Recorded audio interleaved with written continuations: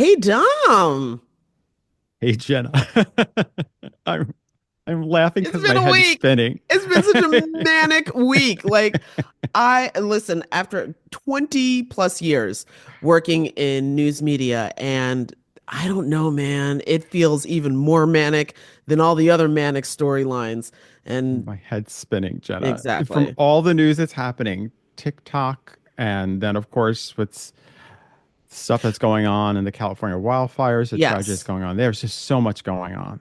Exactly. So much. So actually we had an interview that we were all set to bring to Yeah. you with a photojournalist who we are still going to bring, but this is just going to be another talkie because there's just too much for us to talk about. So let's start the show. Hi, I'm Jenna, And I'm Dom, and we're both award winning journalists. who've recently been laid off. Our industry is experiencing a seismic shift, and it's shed a lot of really good journalists. So where does that leave us? Well, we're definitely laid off. And we're looking for new jobs, looking for what's left of the industry, and what to do next. And we're looking at all of it. So if you're a fellow laid off journalist, a working journalist, or someone who admires the craft, we're looking to build community. Develop new skills, and try to figure out what just happened. Welcome to Laid Off and Looking.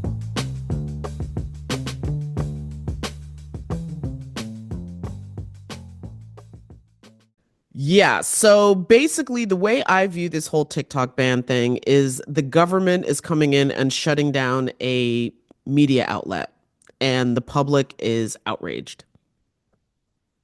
Pretty much. I think that's a good way of putting it, Jenna. And I I do. I say think that's a that good way of putting because it. I mean, I think from all of us, like I don't know when you downloaded it, but I downloaded the app. I feel like it must have been 2018, 2019, but it was definitely before the pandemic. And it was just kind of there on my phone. Like I check it out. I wasn't quite sure about it or how to use it. I was still very much in my corporate brain at the time. And but that's where people now go for information. Like if they read the newspaper, or if they watch the news or listen to the radio or something, they're going to TikTok to like double check what they just heard, which is wild. But that's what it I is. we had touched base about this, and you got me thinking about when I downloaded the app and I saw it was January 7th, 2017. I'm like, I had it from 2017. I couldn't even believe that. But Yeah. then I do recall using it on and off back then. I didn't use it regularly. And then, but I agree. I think, it has become such, I know that there are people who have a certain perception of TikTok and, People who you don't know, use it, let's be real. People who don't yeah, use it people are who just, don't use oh, it. it's these cat videos. No, And, dude. If I say to you Womblands and you don't crackle, you didn't use the app. You don't know what it is. the app really is something that a lot of journalists and a lot of upcoming journalists, people who are Yes, we've talked news to. influencers who we've spoken to, who are working on stories, who are delivering information, and it does affect. I mean, losing for at least 170 million Americans who use this app to Yeah. lose access to that information is a big deal. Yeah, And and so much of a big deal yeah, that and there's just so much. And I initially we were going to record on Wednesday. Today's Thursday morning. So I have no idea what's going to happen with the rest of this news, right? We'd have no idea it could well, change by as of Friday. right now, again, TikTok is just like, look, bitches, we're pulling the plug on Sunday. I'm tired of playing with you people. I'm tired of the back and forth and the maybe we will and maybe we won't. This isn't Friends. We're not Ross and Rachel. We're pulling the plug. And I think that, right now the Supreme Court decision has still not been, we have not heard anything about the decision yet. And there's just a lot of back and forth between even the Biden and President-elect Trump administrations talking about like what will happen, like what do they plan on doing? Because there's some talk that the Biden administration doesn't want the app to basically just fold on Sunday, to go dark on Sunday. Um, they That's want it to literally what be. you voted for. I'm so I, confused on that front. Okay, keep going, keep I going. But know, that's I know. literally, that was the bill you wrote. You wanted to force a sale. I think you tried to pull a bluff. And then when it blew up in your face, we're like, oh crap. That's my read on the whole It just seems situation. like there's a lot happening at the last minute, which I guess we shouldn't be surprised about. There's going to be a lot happening at the last minute because it's basically a game of who's going to give. Um, is it going to be the But this isn't owners? chicken anymore. TikTok's Yeah. like, no, for real, I will pull the GD plug. So I think that's it. So I looked over here. Now this is actually according to a Reuters report Hmm. that I'm reading from, and they reported from the Washington Post about how President-elect Trump, whose term begins the day after the ban would start, is considering issuing an executive order to suspend enforcement of a shutdown for 60 to 90 days. But they already The pulled the plug by then. I guess that's the thing that nobody really knows. I mean, again, we just don't know what is going on behind the scenes, if that's the So case. we go dark Um, for 24 hours and then oopsies, we plugged it back in. Sorry, you guys. I know a whole bunch of you got all stressed out and freaked out, but my bad.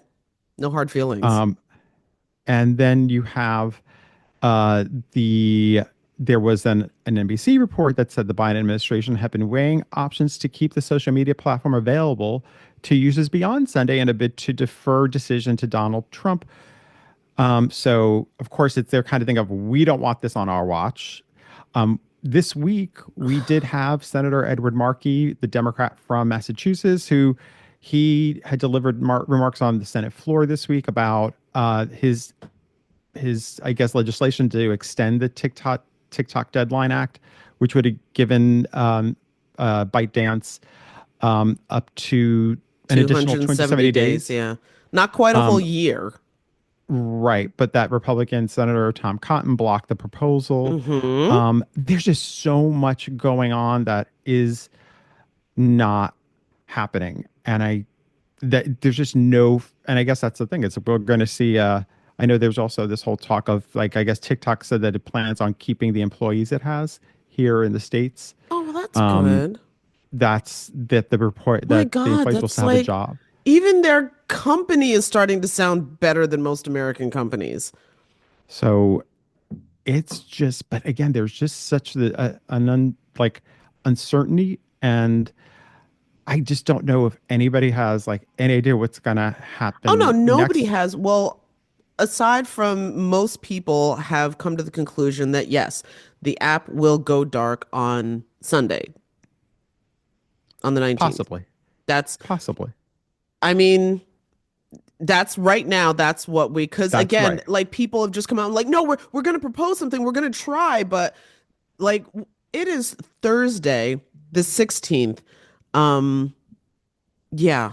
Are you really gonna get it done in time? Like really? And I have read where they mention how if TikTok did, let's say, if because initially it was going to be all about the you would still have access to the app for a few months, right? Wasn't Yeah, that no, the that thing? was what people thought at first, was that like the app would just peter out and it wouldn't get the updates that it wanted. And no, ByteDance was like, no, that's not what's gonna happen. It's going dark. Cold turkey. So, but that if something did happen and they were able to come back up, people would basically have access to all the information again. And they do want to give people the ability to save whatever content they've put People have on already been the app. doing that.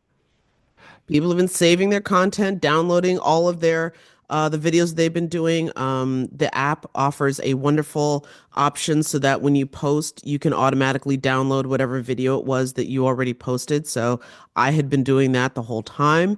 Um, and of course, I've, in a habit of always backing up my work. And yeah, like the big thing to me that I think is such a huge cultural loss is what is basically a museum of the early 2020s.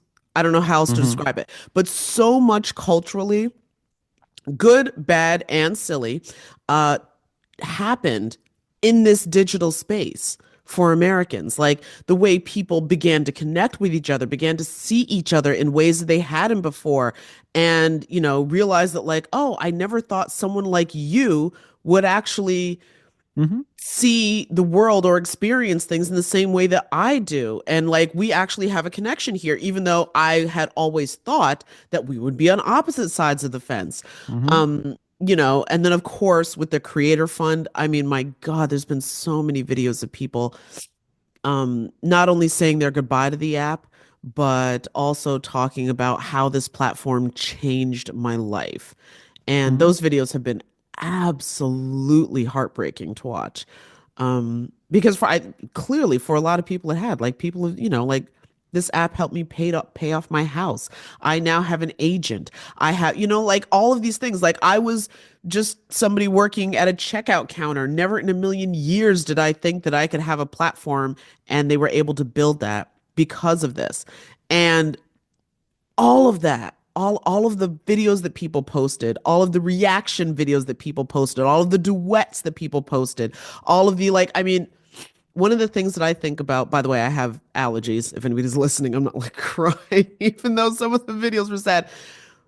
But the sounds, like my God, I discovered one of my favorite things that I loved, and I'll shut up in a minute, but one of my favorite things that I loved was how you could have somebody post something, like either a story or usually it would be like a musician or something, and they'd just post one track, and then other musicians from literally all over the country, people who've never met each other, could duet and blend and blend and blend until you eventually had this whole song.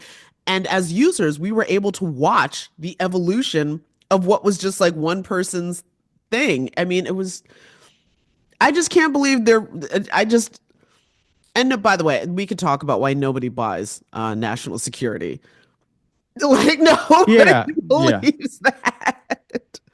yeah. I guess for me, yeah, TikTok has just been a really great tool for people to, as you said, hear different opinions and sort of see people connect on topics that, you know, listen, was it always perfect? No, but tell me anything that is. I just felt like the connection between a lot of the creators on TikTok, seemed super much more genuine than I think I've seen on other apps. That's why it's always connected to me. There was something recently, and it's a non-news related topic, but I loved seeing it was now it's a guy, he his SB mowing, and he also has a YouTube channel, Hmm. has millions of followers, and he goes, and what he does is he mows the lawn of people. He'll walk by houses that he sees, let's Oh, say I've seen it his videos. Yeah. looks just like, you see the trees and you see the grass, It's it's out of overgrown control. and yeah. Some of the homes are actually abandoned, and Hmm. sometimes it's people who still live there. And there was And a just recent one, can't, yeah. and there was a woman who is an older woman, and she obviously was not able to afford somebody to do it, and so he mowed her lawn, and people felt so much. She was so grateful that he did that for her, and the people reacted so strongly they wanted to start a GoFundMe for her. They raised over $500,000 for her in 24 hours to Yeah. help fix her driveway, to help fix her home, which was in really bad shape. And I think, again, I think when I see things where people are so willing to help others, um, that's that was a good that made me feel good, and that made me see the humanity in others, where sometimes it's so difficult to see humanity. And a lot when we talk about apps and social media, it's kind of the thing that we always complain about. People are horrible online. That was something where people were really amazing online. Well, I um, think one of and those, that's what I like about it. yeah, I was going to say, I think one of those things about it is because unlike, and this was one of the things because I remember having this conversation, with leadership, with our former media outlet was really trying to explain this is not a place for polished perfection. People show up as their authentic, true selves. And going back to even some of the earlier stuff that I started posting, because I think I said that, I don't know if I said this to you offline or whatever, but there was I'm going through my drafts. Basically those are the videos that you made but you haven't posted publicly, and I'm just like, you know what, pff, whatever. And I find one that it was sitting in there from 2020. I don't know how I forgot about it, but it was a video that I had made, basically teeing up to a clip from an interview that we had done on our former show. And going back and watching it now, I completely see where the problems are. I'm way too corporate in it because I'm still very much in, like I am Jenna, the newsroom presenter, and I am about to toss to a clip of an interview. And it's a very important interview. I mean, we were talking about, racism and anti-blackness in America, and that's a critical conversation, which, by the way, TikTok has run like completely, done fabulous jobs with that. So many creators. But looking at it now, I can see where I'm just like, but that wasn't me. That was work me. And one of the things that I think made that app so endearing to people was that people showed up as their true selves. As, it wasn't super polished, it wasn't super produced, it was just, hey, I picked up my phone and like, yeah, my house is a mess, or like, no, I don't have a fabulous kitchen, or, whatever, but here's what's going on and here's my take on it. Like so many videos I've seen of people in the car and stuff like that. Like, that's what I thought was really, really interesting. And I think that might be one of the things where some legacy media outlets struggled with engaging on that platform. I never really, I was never a big fan of Instagram. I always felt that looks too polished. Oh, it's The super people, polished. it's everything feels way too sterile to me. I haven't even looked at Facebook in years. I get that some people might, I think, have a tie to it because they've maybe had it so long and they have a lot of Or you're connections to monitoring the people. old people in your life. Yeah, yeah. No, that's No, real talk. but I have but I have some people who they are like, that's how they have family and they Yeah. communicate with them throughout the world. I totally get it. It's not how I do that. And so for me, I don't use it. Instagram, I don't really use. I have it, but and Twitter for me has always been a source of news sort of headlines, and that's about it. And then also housewives headlines, which Oh, is my yes. thing. But other than that, that's about it. TikTok really is, and again, it's not. There's something about it that I always felt that it just seemed to really bring out a more genuineness and community. And I think that so many people have credited the algorithm, and I think the algorithm obviously was able to, it was a conduit to this, but really it's the people who were willing to engage in it and really sort of lean Yeah. into Well, also, I being will say though, authentic. yes, also the algorithm, because there was a point when I was posting on Instagram, and Instagram does not Yeah. push your content in the same way. Like literally, TikTok will find your people, is the phrase people keep It, using. But yeah, but you need both. Like you can't have one, yes, if you do the same thing on Instagram, I don't think that would work because Instagram has, this is the kind of, it's curated a very perfect, picture perfect world. So the people yeah. on there kind of want to perpetuate that. Like, this is how, look, I'm on my vacation. So everyone has, every platform has a different personality. And that's cool because you don't want all the platforms to have the same personas in a way. So TikTok just connected to the everyday, hey, I'm doing something stupid. Hey, I look so silly doing this, or hey, this is something you might think is interesting. And I think it Or some even of my speaks. favorite videos. Hey, I just had a thought before I fell asleep. Yeah, I'm on yeah, the pillow in my yeah. bonnet, but here we go anyway. And again, But as even for somebody who you, came to like, um, being in public in like a media kind of way, that was like an anathema to me. Oh my God, you can't be on camera with it just like that. But what I learned was like, actually, yes, you can. And people actually respond to that in an authentic way.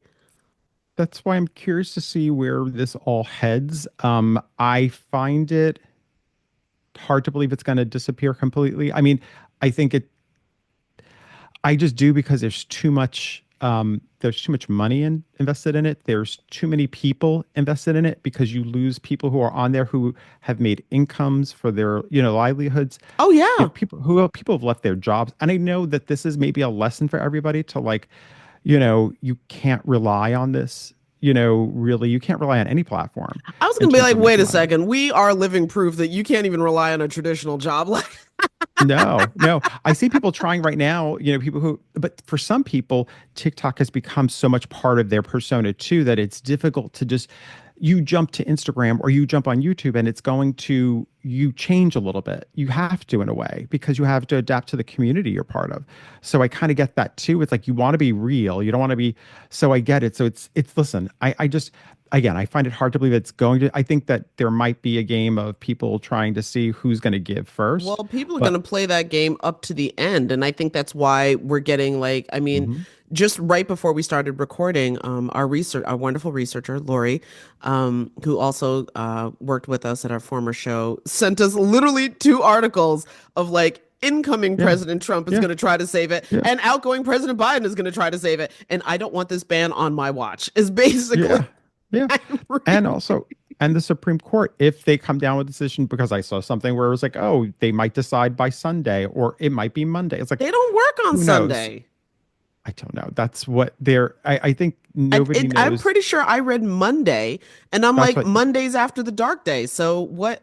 And again, do we know, even if like the American government decides to, if I quote TikTok, pull an Uno reverse card at after, like, do we even know that ByteDance has any interest in being like, oh, you didn't mean it? Okay, we'll plug the whole thing back in now. It's entirely plausible. They don't need us. They don't need the American market. Yeah, there was a lot of money involved here, but they don't need us. That they could just be like, no. and then there's a whole thing of watching people sort of try to figure out where do you land, and all content Yes. creators figuring out where do they After land. this, I've decided I'm going to be another reckless American and go to, here we go, Xiaohongshu. I hope I said it correctly. I've been really practicing. Here's the You thing. have. What I Or, find so wait, we should say which is the app Red Oh, Note. okay. So in American English, Little Red Book would be the translation, but in Mandarin, again, let me try it again. Xiaohongshu. I think I'm saying Xiaohongshu. I think. Anyway, and so here's the thing that I'm sorry. Americans level of petty. Like Yes. this is stuff that I feel like again, Dom, you would appreciate. The housewives would just be like, "Mwah, chef's kiss. That was petty." Decided since like TikTok, according to the government, had a lot of national security concerns. Now, they never laid out what exactly those security concerns were. So a lot of people were just like, this feels like BS. But knowing that this ban is most likely coming, um, they all migrated over to this Chinese app where the servers are in China and yeah, are congregating over there. But I guess going back to your earlier point of like you kind of have to adjust to the platform that you're in. And by the way, I want to be also clear. Part of the well, okay, many parts of the appeal. One, F you to the American government. People have made that very, very clear. And two is that that platform has a similar algorithm to TikTok when it comes to pushing out videos. And again, Instagram does not have that algorithm. And I think if Instagram did, even with all of the like, anti DEI, we need a more masculine uh vibe or whatever that means. And also, what was the last thing? Oh, we are going to get rid of fact checking. You might have some, well, actually, I don't know. It could just be the followers that I know. But the point is Yeah. that over there, you have that, but we're now seeing that so many Americans were just like, F you, I'm out, that we ended up actually affecting that app's culture and community to the point where they're now looking to split IP addresses for foreigners and people on the mainland in China because we Americans, old Listen, habits die hard. I, I, I totally understand. Everybody is kind of trying to figure out where to land. I'm one of those people where I'm just waiting to see what happens here first, and then from there, uh, you know, um, and then from there, I'm just going to see which one sounds like the vibe sort of goes with what I'm interested in. And I think the thing with Red Note, people have been so quick is there's always, going to be some type of, impact it's going to have. And Mhm. I guess I understand what you're saying about like here, everybody thought I get the whole fu part of it, like screw you, we're going to do whatever we want, and I agree.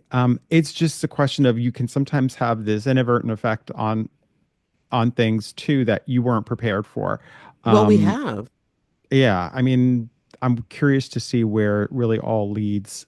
Because for me, I'm just willing to chill. But I get some people also do want to find the next thing. I just would have said it might have been good to start even earlier so you're more prepared as to like where you want to go. I think people were probably still in the like, it's not really, really going to happen. Like, I think there was a lot of denial until it became Yeah, painfully obvious. No, this is, and it's not even like the app is going to peter out because it was just like a week or two ago that people were just like, no, it's going to peter out. I mean, yeah, it'll be yeah, hard, but we'll have, and until ByteDance was very clear, no, no, we're pulling the plug.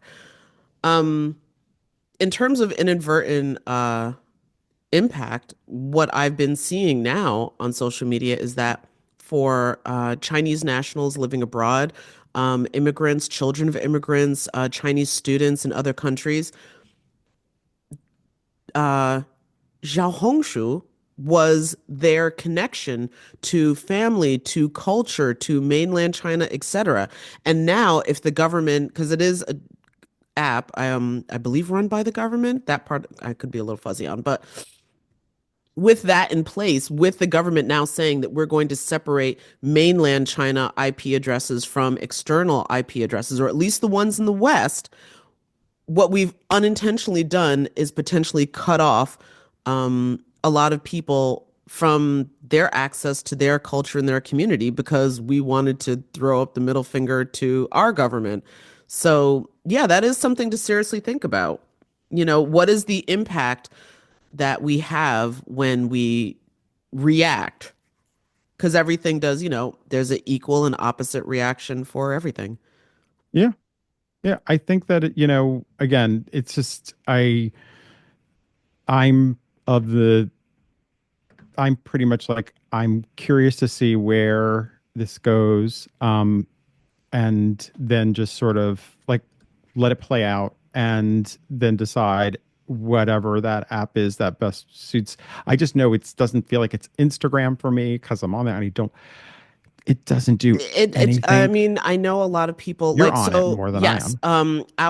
like I said before, our show still has a presence, um, on at least Instagram, and we'll see how that goes.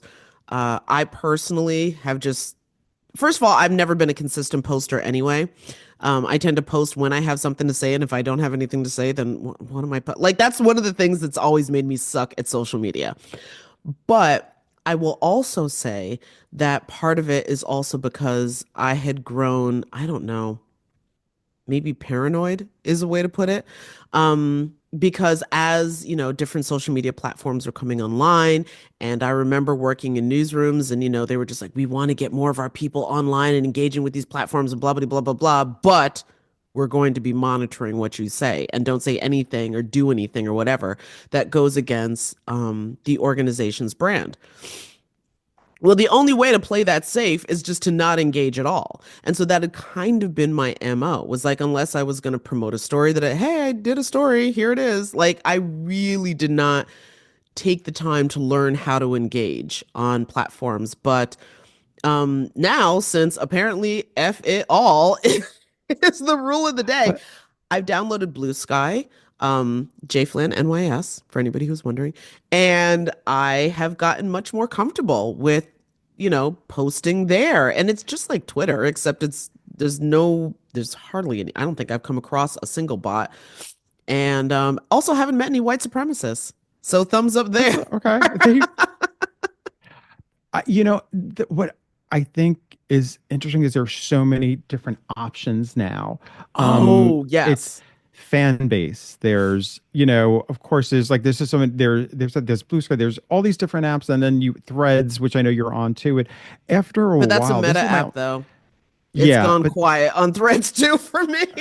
oh yeah, but it does make one wonder about if you have so much in terms of so many different platforms that people belonging to. Again, it's like this is what was so special about TikTok. It seemed like it seemed to have this like really big it was able to really tap into the public. You know what I mean? As a Mhm. whole, it brought about change. You know, going back even during the pandemic days, Well, it going had back such a into, huge number of users.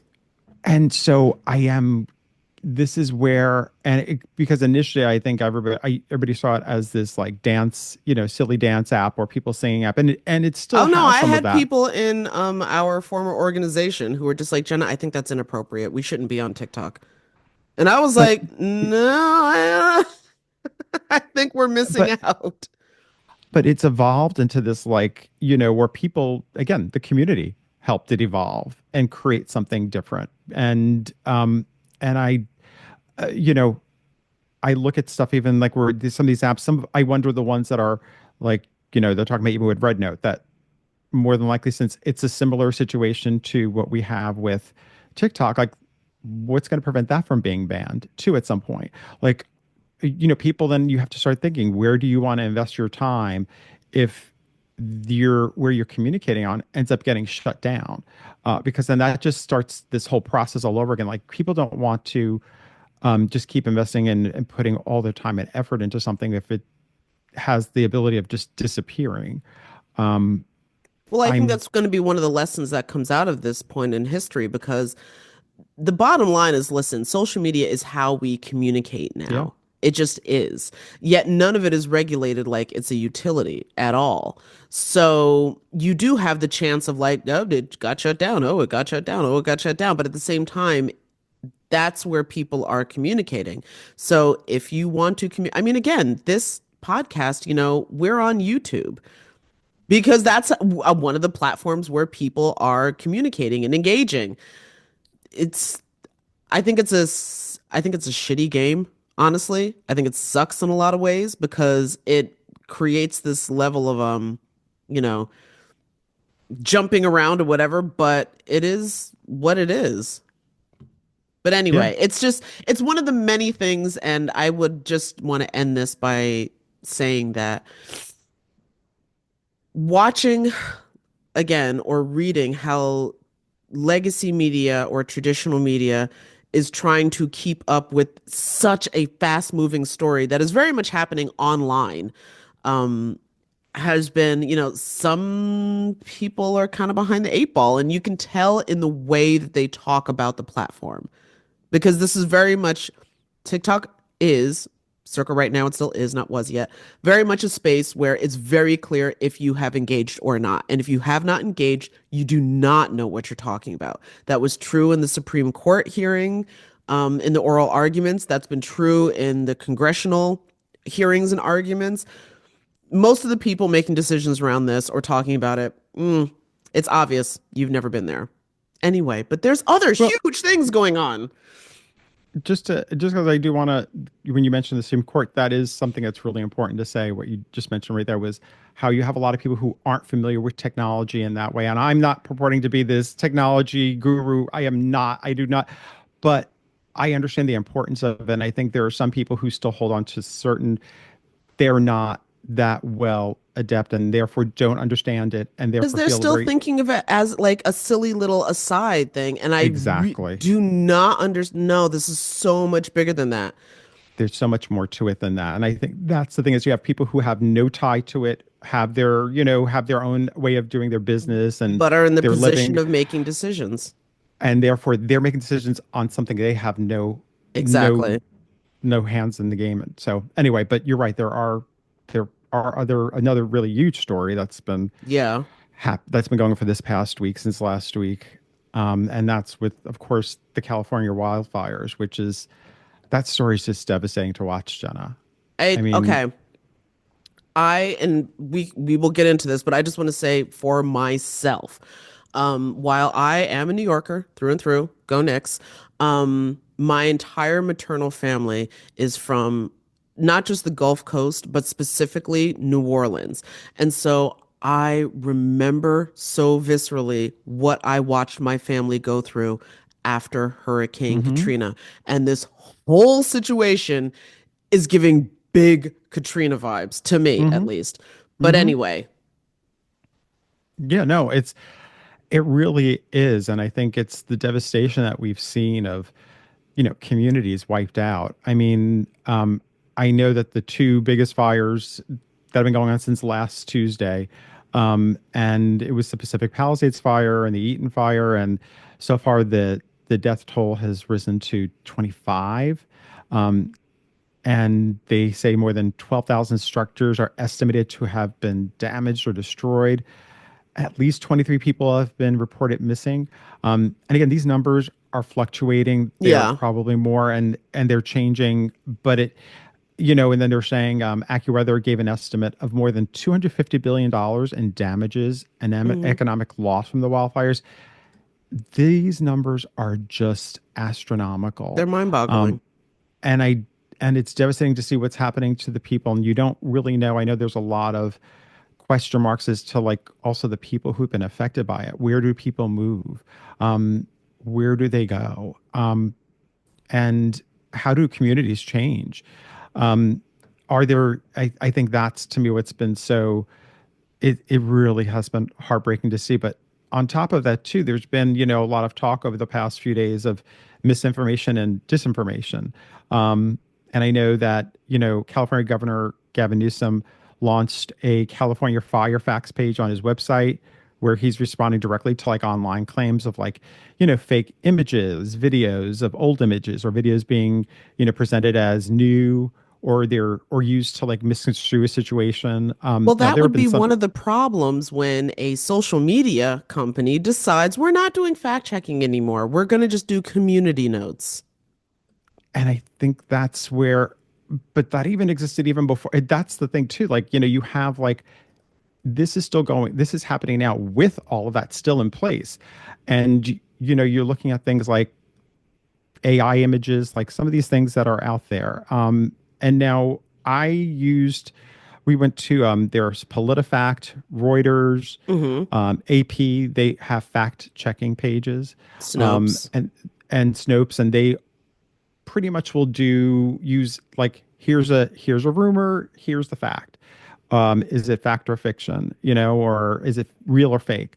And like one of them is, AI generated images of the burning Hollywood sign that was fake, which looked fake.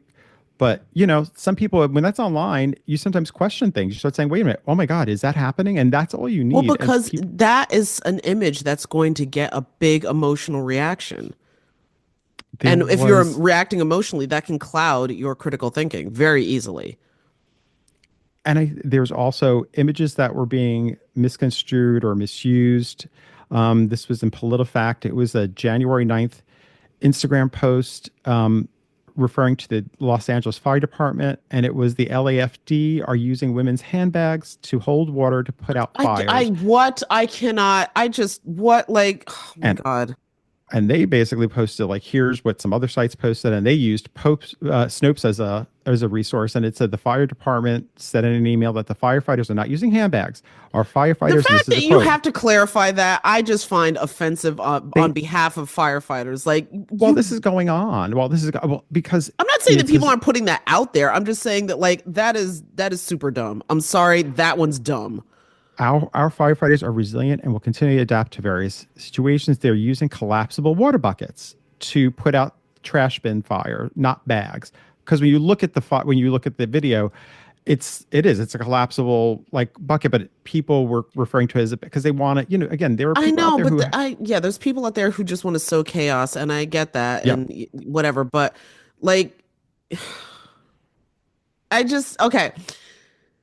The simple construction of a handbag does not hold, like, anybody who's, if you are anyone who's ever, say, spilled a bottle of water, maybe the cap came off or something in your handbag, knows that handbags don't hold water. Like, that is the dumbest thing I've ever heard in my entire life.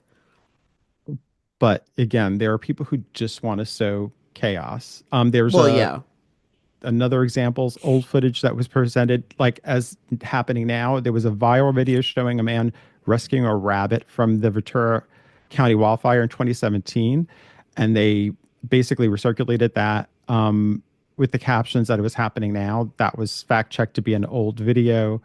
And yeah, I mean, I think the question then just becomes like, what can people do? to like deal with this situation. I think there are a lot of, and it goes back to check, multiple verified and reliable Well, here's one sources. of the questions that I wonder, and Yeah. perhaps you as a producer might know this better than I would.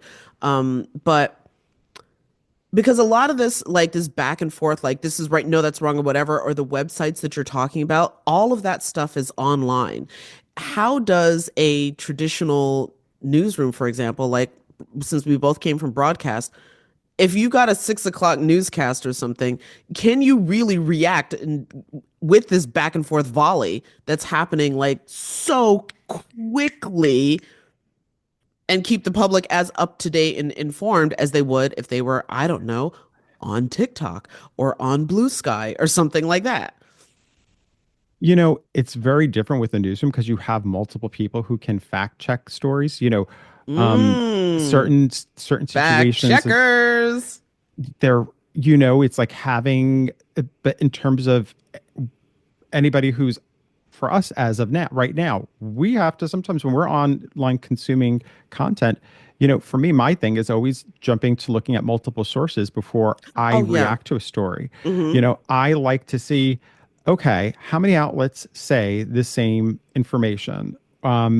Has anybody else responded to it? It's not, I think a lot of times it's what Has you just anybody else mentioned, though. reported it? And That's always a reliable red flag to sources. me. If I only see something from like I swear to God this happened and nobody else has reported it. No, girl, I don't think that happened.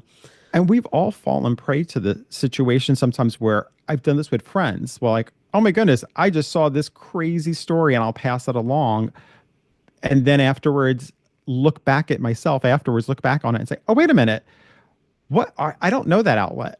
Who is it? Because there are some outlets that we've done a show on this where there are outlets that pretend to be legitimate news outlets. They use Mm-hmm. names that sound as if they are a legitimate, news organization, and they are privately owned companies that have, questionable, ethics and sourcing. And so therefore, I think we have to just be really careful before you pass it on. That's probably one of the biggest things I think that people do is so quick. It's because we are emotional people, and when you're online, you kind of do get that way. You get angry quickly, Of course. and you will be like, "Oh my, did you see this story?" Boom, you pass it right along. Here's a video. I'm Here, outraged. You should be outraged too. Send. Yeah. exactly. Or I can't believe this is happening, and I always will look at them and start to question. And I do that whether it's with guests, and again, it's not always perfect.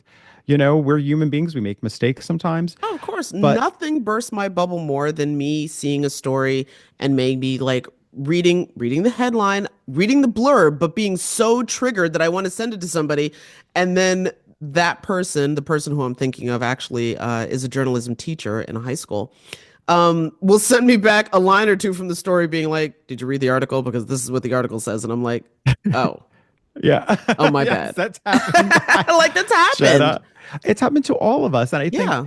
that's, again, when you're a journalist or you're somebody who is, this is what you're doing on your site, you are hopefully not falling prey to that. You are hopefully being really diligent. And also sometimes, with news, and you were talking about even when you're dealing with breaking news situations, sometimes you have to, sort of really address the situation like this is breaking news. This is what Mm-hmm. we're watching right now. Mm-hmm. We don't always know exactly what's happening or why things happened, or, we can assume sometimes, whether like I personally for me, I know looking at the fire, sometimes I was always questioning what was something arson, because after a while you start seeing these fires happen so often, you start getting thrown and you ask these questions.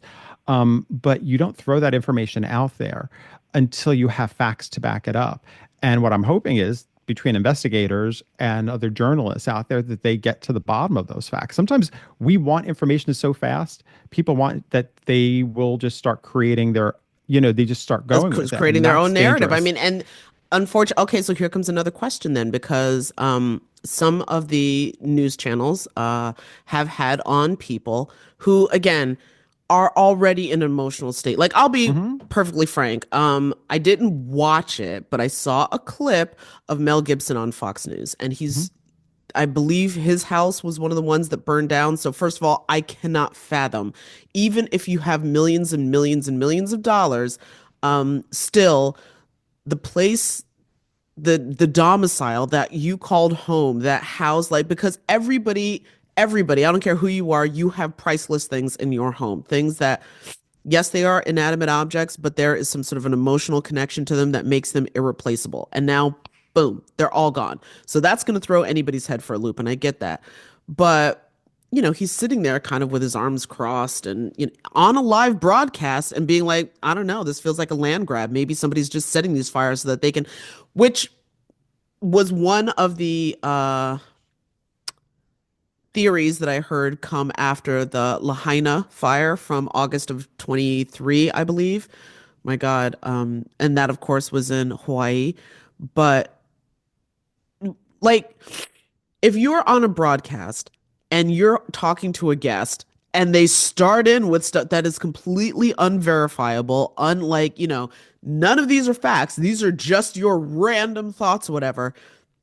Should it be, or is it ever the journalist? And I'm not expecting you to have an answer. I'm just putting it out Mm, there. Should it be, or mm. is it ever the journalist's job to be like, well, actually, we don't know that yet? I Because I think don't remember that part of the conversation. Again, I saw a clip. I did not watch the whole thing, but that is also something that could happen. Or if you have a panel discussion, I've seen that happen in panel discussions where people will correct misinformation during that. But sometimes I that did happens and now it's on the news and so people are like, I heard it on Fox, so it must be real. I did not see that. I did not see the. I know of. I've seen Mel Gibson's picture on some things, but I have not read that story or watched that clip, so I don't know anything about it. But I will Hmm. say, and I don't know if they said anything to him. But I Yeah, will I say, don't know. if I want to be I very clear. I only saw a clip of it. I all I will say is if anybody, yes, and I've been part of these, I've been part of breaking news stories, and I've been part of situations where people will say, well, we don't know, what happened here, or we don't know if that those are the facts. We understand your situation. Obviously, this is an ongoing investigation, or whatever. Or you say, listen, we don't know exactly what happened in a situation, just because you do want to be very honest with your viewers or with your audience and making sure that they understand of like that could be one person's opinion. You can't take that back once it's out there, especially when it's a live broadcast. Yeah. But you have to protect yourself, your company, and probably honestly, most importantly, your audience, because you want to make sure that your audience knows they're getting the facts, and not just when you have not confirmed those facts, when you yourself have not confirmed that you're like putting out misinformation, whether it's sometimes it could be people like you said are emotional and can say things. It's your job to kind of really put up the boundaries as to what goes out there and what you are okay with. It doesn't mean you have to like, what I mean? So, and that's how I think it's important for all those news organizations to sort of behave that way. And I think Well, I believe hopefully that was most do. also in President Biden's farewell address, is that we are now in an age of a deluge, I believe is what he said, of misinformation. Again, I think a lot of it just, goes to having cross-checking your sources or cross-checking, and I know people don't like to hear this because they feel like I only have time to read one article. You want me to look for three or four of the same things and compare contrast. Yeah. If you want to make sure something that you're getting today is true, yes, I think we owe that. I think, and there are some sites that do try and make it easier. Like I said, be it PolitiFact or the Reuters or Associated Press. And as you mentioned too, Snopes. Like I think there are definitely other outlets out there that try to, for certain big stories, to get past that. But I think ultimately it is good to be more well-rounded and to read and listen to multiple things so that you get a sense and not just stuff that only regurgitates what you want to hear. Because and I know you do too, we do listen to and pay attention to a lot of things that are not always within our, where we might fall. So um, I think that to me, that's the other part of it too. Yeah. I just want to say that I did just look it up while you were talking, and on CNN, they quote President Biden in his final address saying, I'm equally concerned about the potential rise of a tech industrial complex that could pose real dangers for our country as well. Americans are being buried under an avalanche of misinformation and disinformation, enabling the abuse of power. The free press is crumbling, editors are disappearing. Social media is giving up on fact checking. The truth is smothered by lies told for power and for profit. We must hold social platforms accountable to protect our children, our families, and our very democracy from abuse of power.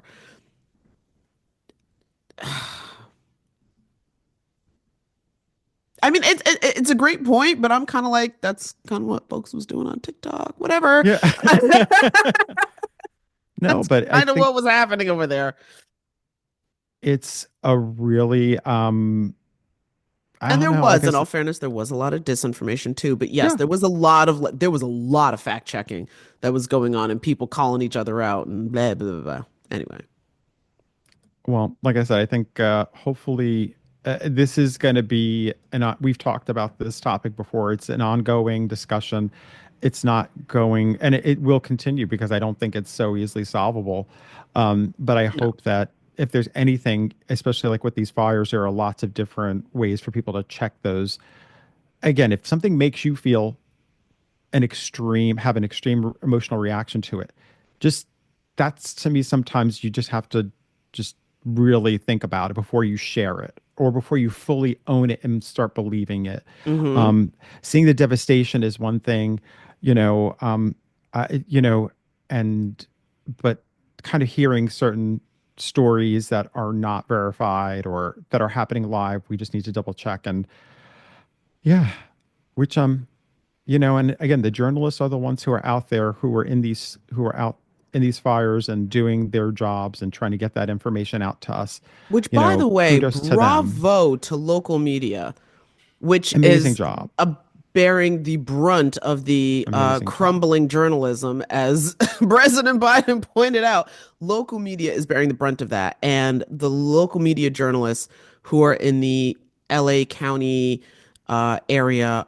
I mean, I, just I, I've been watching them non-stop in the sense of like, especially that, well, I should say from that first week, mhm. because they were just giving it. I wasn't watching cable and I wasn't watching broadcast because these organizations were doing incredible work. They knew the communities they were in. We touched base on this a little bit last week, but they really were doing a great job.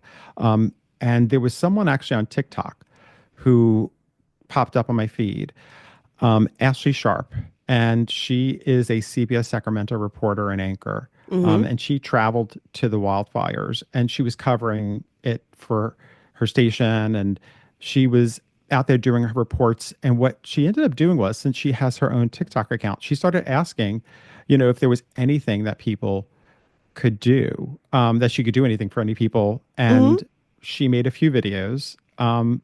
And here's a little bit of what happened in those videos. All right, we've had so many requests to check out homes, all over the Los Angeles County area. We can only be in one place at once, but right now we are in Pacific Palisades. We're driving around. We've got a couple of hours now until our next live shot. So Dave and I are making ourselves available right now. If you just want to comment, if you have an address in the Pacific Palisades area that you would like us to swing by and check on, go ahead and comment. So you're looking at Bester right here. So trees down. This home on this corner is gone. This corner, Embry, is gone. So he probably needs the ones on this side. Making a circle right now. This corner is gone. And this corner is gone. This one is really sad. Here's the front of your apartment complex.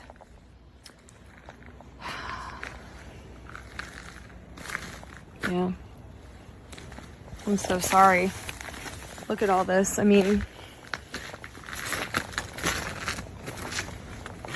it's all gone. It's just crumbled.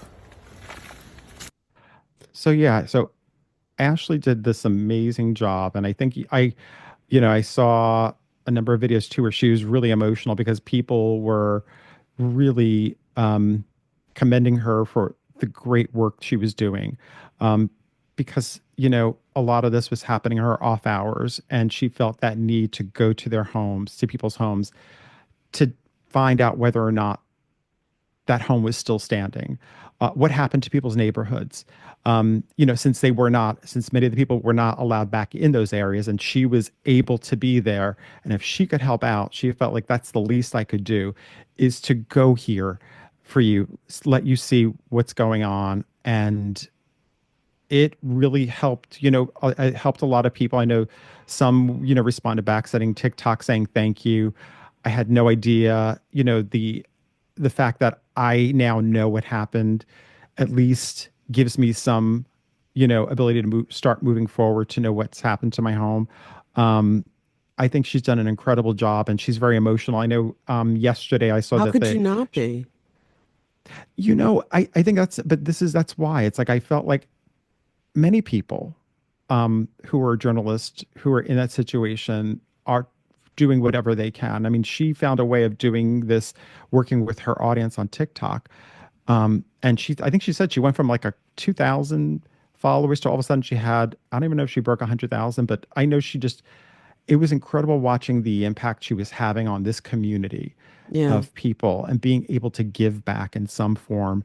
And she was doing it really willingly. It was incredible to see. And then there was, and not looking, and what I failed to mention was they called, they were flying her out to New York to do CBS's morning show. Hmm. And she was so emotional about that because so many people had been, talking about her online that it got the attention. And so I definitely want to watch and see her interview there, but it's been great watching her. And then there was also just the work that other local talent were doing. There was a KTLA's John Fengolio. He also helped out in this situation. He's a former EMT and volunteer firefighter, and he was reporting live from the Eaton fire in Aladina, California. And he basically sees an opportunity to help out in a situation where he saw a fire. It's just a brief clip here. Let's take a look. Oh my gosh, it looks like the back of this house is catching. Oh my gosh.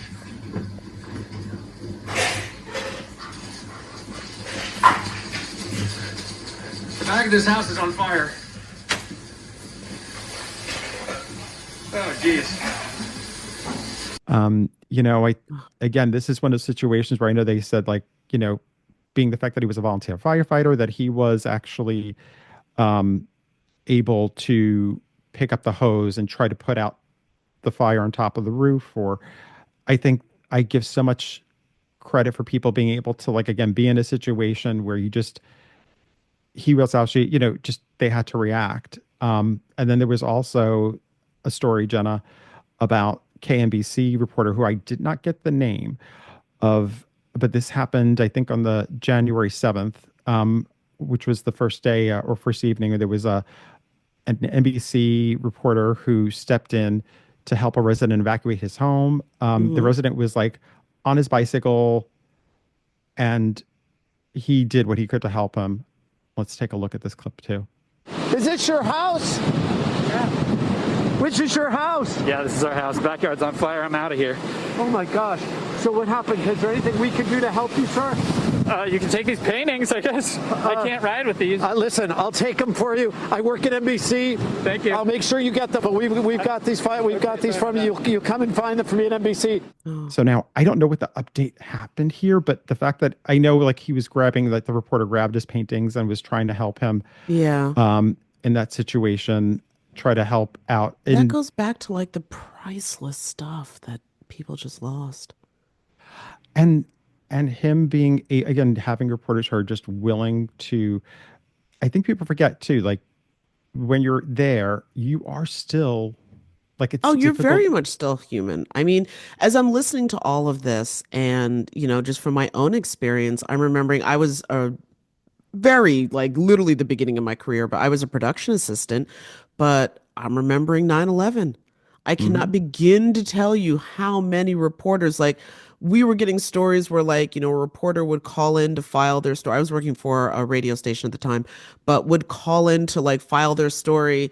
And, like, as soon as they finished their story, okay, you can't call me for 5 minutes because the cell phone towers were not working at the time, because obviously when the towers came down, that was one of the big broadcast towers, and so coverage was super spotty. But some of our reporters had, I don't know, like satellite phones or something. I can't remember the details. The point is that they were giving them to regular people to call their family to be like, I'm alive, I made it out. Like, I remember. Yes, that's actually part of journalism. I could go on and think of so many other Hmm. stories, especially where local media, it's not, I'm not just here to, like, tell a story, helicopter in and then helicopter out, and I don't think about you Hmm. again. Hmm. No, local media are the people who are there following the entire story. And that's what makes it so heartbreaking and devastating when those newsrooms and news organizations are pretty much just eviscerated for, I don't know, capitalism or whatever. That's what you're Yeah. losing. That's Yeah. what you're losing. And they put, and again, they're just as those situations are happening and these people, the victims of these wildfires, like obviously, their lives are totally, they're the ones who are impacted by this. But I do want to commend the reporters who are out there, either A, their lives sometimes are also on the line in these situations to get the story, to report on it. Um, and I People who think that, reported on 9/11 were equally able to yeah. access that healthcare bill. You were breathing that same toxic air when you were down there, and we had people down there. So I hope that's why I feel like, part of what we're trying to do too is just as seeing that and showing this is where journalism, where it shows you how important it is, especially by the locals. And also, we were talking about the photographs and the images we saw. The work of photojournalists in this story has been incredible. They help to document the story that will obviously live on. Um, now there was actually I know National Geographic online, they spotlighted some people about photos from, like, the scenes from the Mm-hmm. wildfires that was Mm-hmm. raging across Los Angeles. And I reached out to someone to get permission, September Dawn Bottoms. She's a photojournalist. She's, I'm reading from her website. She's a Mm-hmm. self-taught photographer and artist who splits her time between LA and Tulsa, Oklahoma. She's been twice awarded Times Best Photojournalism, most recently in 2022 for her work photographing death doulas. I reached out to her because I saw her photos and I was like, wow, are we able to share some of this on our YouTube channel? Obviously on the audio podcast Well, doesn't we can really, well, describe what we're seeing, but and I we mean, will. yeah. Yeah. Actually, do you want to take the first photo? Like this is The one of the first photos one on, is epic. It looks like a carport, for lack of a better description, it's, with an it's, SUV or a truck or something that is just yep. completely engulfed in flames. Everything is on fire, and it looks it looks so apocalyptic. First of all, I mean, this is one of the things about photojournalists. And by the way, the interview that we that we were planning to bring this week was with a photojournalist who had been working in New York for years and years and years. And we're going to do that tomorrow. Sorry, next week. But looking at this image right here, um, it's so crisp and it's so clear of the flames. Like, I'm just thinking in terms of, like, coverings, like, I know this had to be taken with a telephoto lens because that looks like oven hot to me, but it's just so visceral. Yeah, it's from, I guess it's his home, like a home burning in the upper hills of Altadena. And yeah, it's like it looks like it's maybe it was a garage or a home that it just, everything is on fire. And you're right. It's just, And I don't know. And then after that, we do have there's a photo of a hollow tree that is burning, but from the inside, it's from also a photograph from the Altadena neighborhood that was destroyed by the Eaton fire. That one photo is also on September's Instagram page. Hmm. Um, and then the third photo is just it's a lone burnt palm tree that But it's stands near amidst, like, it's just this lone. So, okay, if I were to describe it, you know how, like, at the end of spring, when all of the leaves have fallen off the dandelions and it's just that, like, stalk, and yeah. then that's what it looks like, except it's amidst rubble. It is a lone stalk or a lone trunk with some just, oh my God, these It truly scraggly is an little all branches. Yeah. it's there truly is an artistic perspective to it while also capturing a Which really is devastating so moment. weird because it is a horrifically devastating moment, and yet there's something oddly beautiful about that picture. It's really one of those situations I always find to be I'm so conflicted when I'll look at certain photographs and I'm like, that is tragic, Hmm. but also stunningly like that one is the devastation that's there, but also just looking how it's shot and how it looks. It is, I love the way you explained it, Jen. I think that's really a great, a great explanation of what it looks like. Yeah. And so, and we'll tell people, well, actually in our show notes, we'll put, so, where people can see September's, her website and her Instagram page, so people can go on there and take a look for themselves too. Yeah, she's got Um, another photo that's, I believe, of the Palisades fire, but it looks like it's during one of the gusts of these Santa oh Ana no, this is winds. not. Oh, Oh, that's this is not actually one? an AP. No, no. Oh, that's The from rest of AP. these Oh, okay. these moving on, we have some other photos that are featured, be it from the National Geographic Okay. article or also from AP. Because that one's They have also like you feel as though you're standing downwind of those winds, those like 60, 70 mile an hour gusts, except there's like fire and embers and everything coming at you. And just like, I know the people who are working, like the firefighters and everything, are literally doing everything they can, but some of this stuff, what can you possibly do? This is unstoppable. there's also a photo underneath that, Jenna, from firefighters battling the Palisades fire. Um, don't have the exact date this happened because as of now, thankfully, it sounds like the fire it's a much better situation right now as of Thursday morning. But when they took this picture, it almost like the one that I'm looking at right now from Reuters, it's as if you're looking at it's like almost like fireworks are going off while the firefighter is, you see them coming towards the camera lens, towards the firefighter. And it's almost like it's an explosion. So then there's another photograph. This is from AP. Firefighters also battling, you know, and then there's also photos of just the devastation of Pacific Palisades neighborhood that is just astonishing to see. Um, Again, I have no idea the images of the people who are doing this, putting themselves on the line to take these photos and to help tell the story so that we can see them and see much how the devastation that's really happening down there. Because if you didn't have that, what would people even think about it? Oh, yeah. Um, you know? Well, and that's, I mean, because there's such a sense, especially online, of almost like just nihilism or something. We're like, oh, psh, whatever. Those are all rich people, and it doesn't really matter. And California's so, but like, I don't see how you can see these images and just be like, I still don't care. I know some people have hardened their hearts and killed so much of their spirit that that would be their reaction, but yeah, like there's this one photo that you pulled that is just, it speaks to it. Um, it appears to be a couple. I'm gonna guess Ari Rivera and Anderson Howe. Uh, just embracing each other. And actually, I take that back. I don't even know if this is a couple.